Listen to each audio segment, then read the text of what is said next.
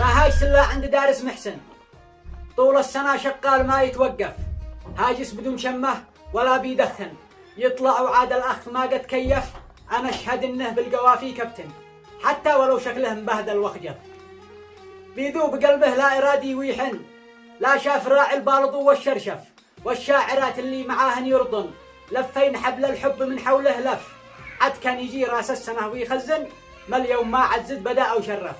سلام.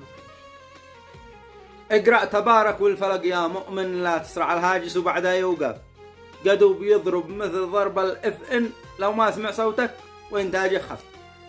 أنا معك صوت الغواني يفتن، لكنني ما بين جاري مكلف إلا الذي في راسها 7 جن، أعز من بعض المشايخ واشرف.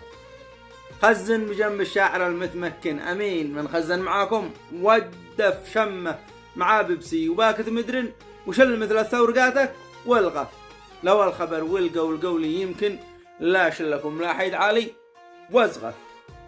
قولوا لدارس إن وضعه مزمن، وحالته ما تفتهم أو توصف، ما جنيت يا صاحبي إلا هن، بيلعبن بالعاشق المغرمرف، ما دام إنك للغواني مدمن، والله لو نقرأ عليك المصحف.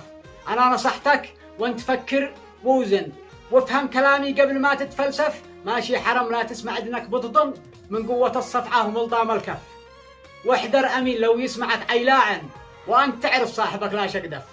سلامتكم.